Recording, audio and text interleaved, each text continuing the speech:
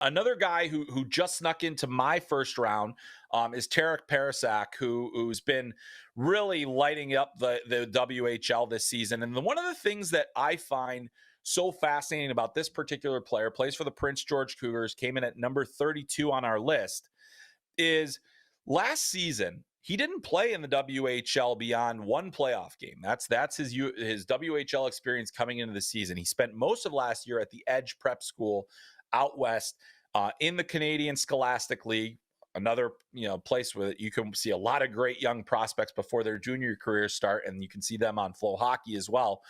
But Parascak came in, he's got 78 points in 55 games as a WHL rookie, essentially, as an under 18 player. And so he's a May birth date, so he's a little bit later, like midsummer, those May, June, July guys, those kind of later players. You don't always see them necessarily emerge. And I feel like we've seen a bit of a late bloomer here, but 31 goals and 78 points for Prince George. And to the fact that this is his first full year of junior hockey is really what impresses me most about him. I think that he's good by the net. He's a clever player. He makes a lot, puts himself in good positions, good release, has shown that goal scoring tendency. He's a pass shot threat, which I really like as well. The fact that, he is deceptive in that he can use that threat of the shot to make a good play, find the open teammate.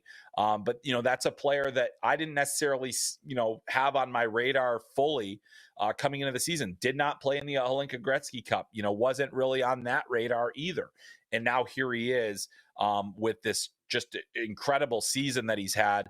And just, certainly a guy that I'm going to be keeping closer tabs on. But as I watch more video of Parascak this season, it just became evident, like, this is a guy that has some higher end offensive capabilities, and he's on a significantly upward trajectory. And so I think that the pace of his growth is really what fascinates me the most, because, to go from where he was last season to a dominant player in the WHL this season is truly impressive. And so he's a guy that I think is certainly worth mentioning, and was not really, in my summer kind of preparation, was not a guy I expected to be talking about as a first round candidate.